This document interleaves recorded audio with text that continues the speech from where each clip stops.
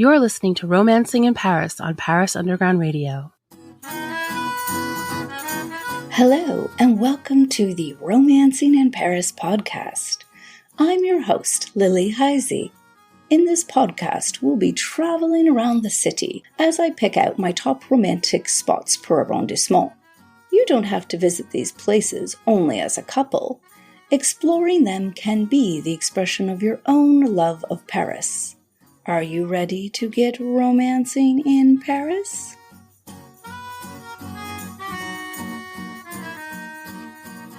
Hello and welcome back to Romancing in Paris.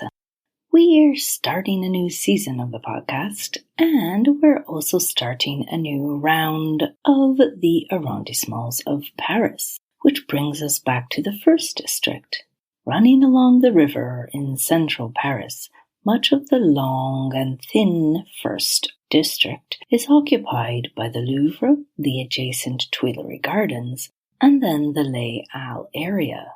Therefore, there isn't a lot of room for hidden or cool romantic spots. However, the first does have something very, very special. A place featuring some of the best views in the whole city, and something of an all-in-one date night spot. Grab your chérie. We're going to the Parc Rives de Seine. Regular listeners might recall that we've spent a little time along the Seine previously on the podcast. In episode 23, we had a show dedicated to the most romantic bridges along the river, as well as a little coverage in episode 5, which talked about my favorite stretch along the river on the left bank. You might like to go back and listen to those as a complement to this new episode. They will certainly enhance your visit along the Seine. Today's episode might mention a few bridges, but these aren't our focus, since we'll be on land walking along the river on the right bank. Let's start with a little context. The banks of the Seine are a magical place in Paris, but it isn't only their allure which makes them special. Since 1991, the banks of the Seine in Paris have been classified as a UNESCO World Heritage Site. This selection was based on various criteria. The fact that along the river in Paris, there's a succession of architectural and urban masterpieces, dating from the Middle Ages all the way into the 20th century, and including many of the city's top sites, such as Notre Dame, the Louvre, Les Invalides, the Eiffel Tower, and other buildings commissioned during the different World's Fair held here. In addition to this, these buildings and their selected locations helped influence other architecture and urban planning around the world. Lastly, this river landscape and its sites illustrate most of the styles, decorative arts, and building materials used over nearly 8 centuries. Wow, talk about impressive! In my opinion, the very best views and most emblematic essence of this can be admired in the stretch of the Parc Rives de Seine in the first arrondissement. I'll get into this a little bit more when we visit the park together. The park runs the length of both the first and the fourth arrondissement. It stretches 4.5 kilometers along the right bank, from the Porte de l'Arsenal at the Pont de Sully in the east, just south of Bastille, all the way along to the Quai des Tuileries, or the Passerelle Seigneur footbridge in the west. It picks up on the west side of the left bank as a place called Les Berges, another former expressway turned promenade which goes from the Musée d'Orsay all the way to the Eiffel Tower. More stretches of the Seine are also now part of this expanded walkway, which today almost extends the full distance of the city along the river. One of Paris's most recent green spaces, the Parc Rives de Seine, was officially founded in 2017. However, its history goes back much further. Until the 19th century, the banks of the Seine were mainly used as a commercial port. The river was lined with warehouses, factories, and other industrial buildings, and the area was known for its pollution and noise. It's hard to imagine this when visiting the serene place today.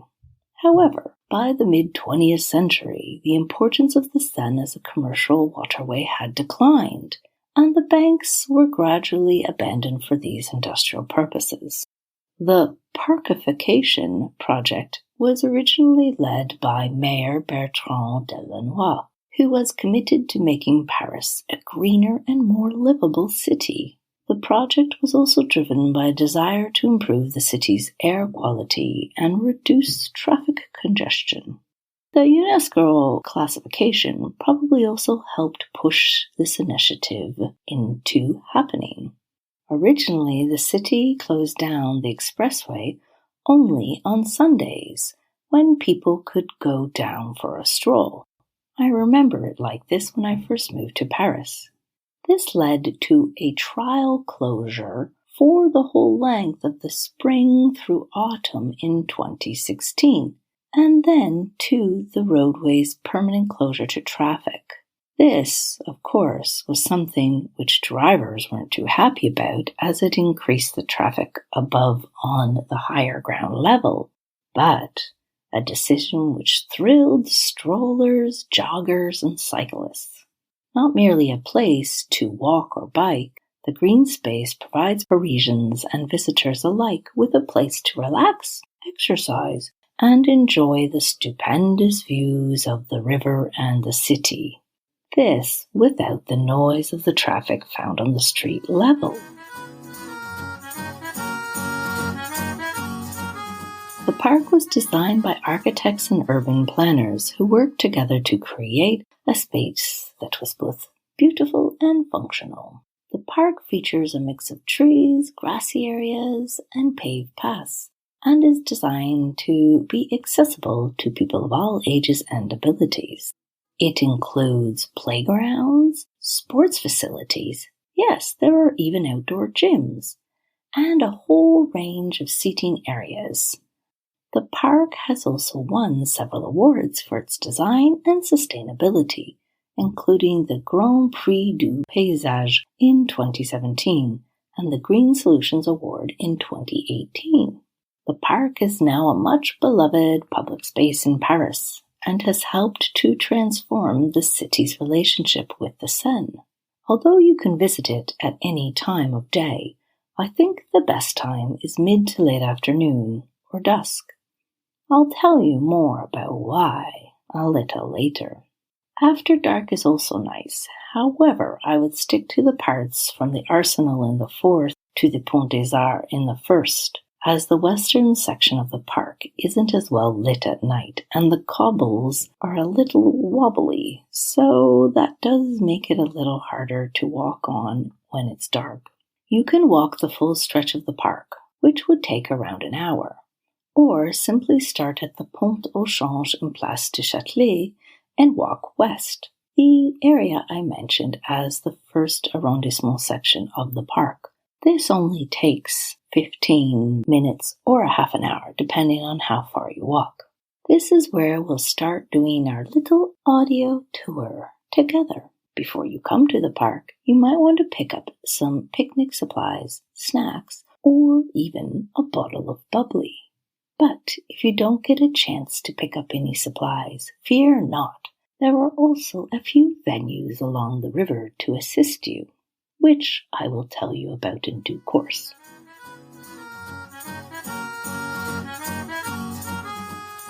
Arriving in Place du Châtelet, the Pont au Change is the bridge in the middle of the square which crosses over to the Ile de la Cité at the Conciergerie.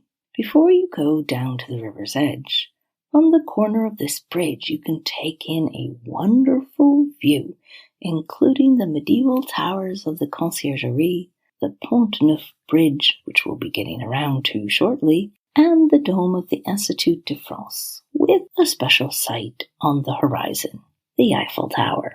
It's a great place for a couple's selfie or simply an iconic shot of Paris. Now, to get down to the park, you have to walk west in the direction of the Eiffel Tower, and soon you'll see a ramp which goes down to the water. Or you can also backtrack a little from the Pont aux Champs to the bridge just east, the Pont Notre-Dame, where there is also a staircase to reach the riverside. Right at the base of the Pont aux Champs is a bar, the Silicette. It has a large terrace where during the day and in the early evening you can take in the chill riverside vibes with direct views straight onto the conciergerie. When the weather's nice, they even put out some sun chairs, an even better place to chill. The inside of the bar also turns into a nightclub as of 9 p.m. from Wednesday to Saturday evenings. The decor of the vaulted space is both industrial and natural thanks to cascading plants, the perfect place to hit the dance floor with some Parisian locals. Back walking along the Parc's promenade, up ahead is the Pont Neuf, the oldest bridge in Paris. The Pont Neuf, called the New Bridge, was completed in the early 1600s and was the first of the city's bridges to entirely span the river from the left bank to the right bank. And it was also the first bridge to not have buildings built on top of it.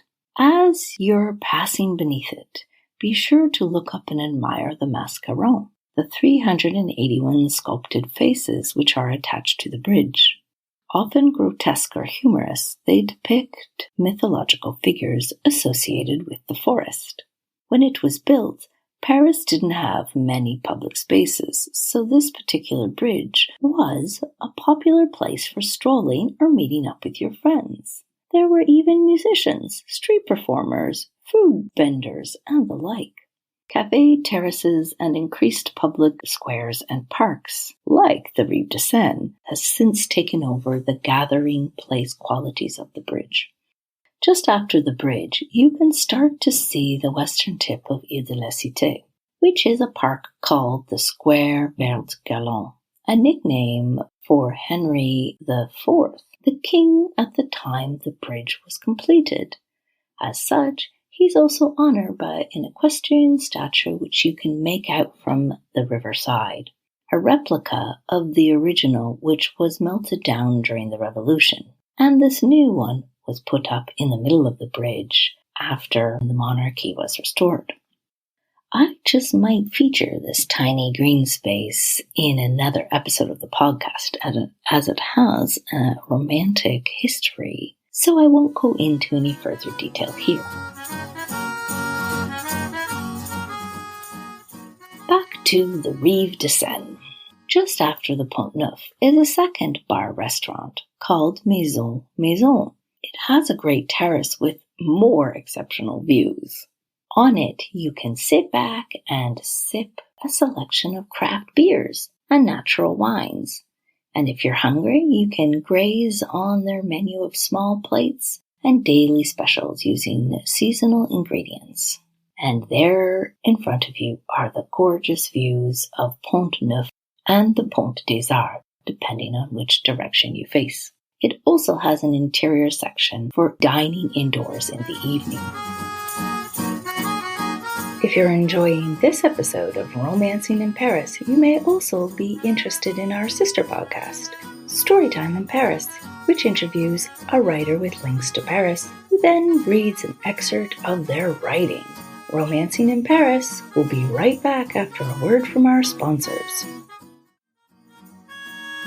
And now, back to Romancing in Paris. Back meandering along the promenade, soon you'll be able to spot a large rectangular stone building on the other side of the river. This is the French Mint.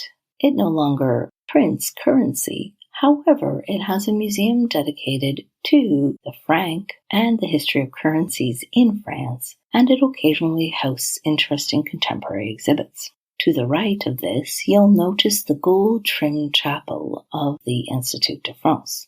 Originally created as Le Collège des Quatre Nations, a college founded by funds bequeathed by Prime Minister Cardinal Richelieu in 1661. It stands out as being one of the only buildings built actually facing the Seine. Or is it? It's actually facing a building across the river, the Louvre. Of course, once the palace of the French kings. Today, these two sites are linked together by the romantic Pont des Arts bridge. One's covered in lovelocks, which were removed as they were becoming a safety hazard as well as damaging the bridge. A much better way to commemorate your love for your chérie is to sit down somewhere along the river before the bridge. And if you look carefully into the distance, past the arches of the bridge, you can see a lovely perspective of the Eiffel Tower from here. This is especially enchanting at dusk, as the sun will be setting in that direction beyond the tower. The perfect moment is awaiting you here, with this most breathtaking vista of the city. Did you bring some snacks or champagne?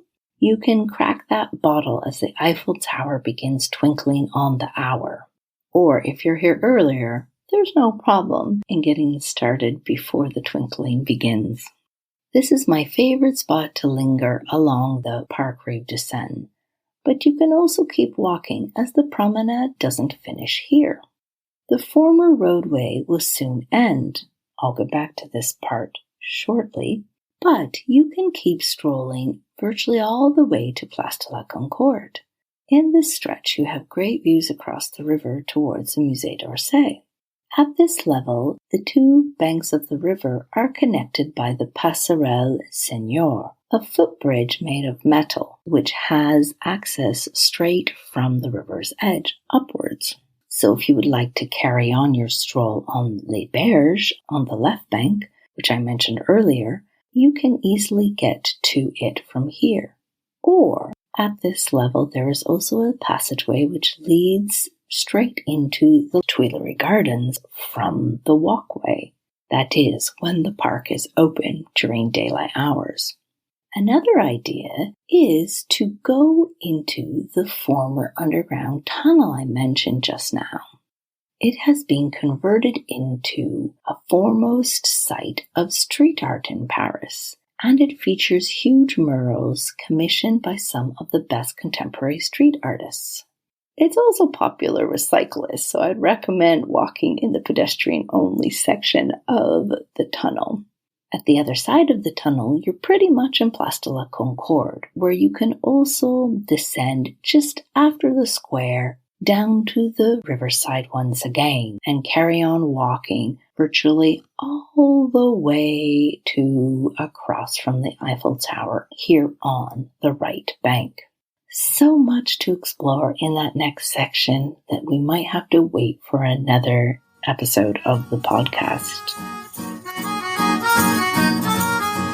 In the meantime, thank you for listening to this latest episode of Romancing in Paris. If you have a minute, please rate or review the podcast. It's super helpful in attracting future listeners. If you have any other ideas of places you would like to cover on the podcast, do drop me a line. You can find out more about me and the podcast and how to contact me on jetemmeneither.com. My website features an abundance of other fabulous ideas for unique romantic things to do in Paris and in destinations around the world. Until next time, happy romancing in Paris.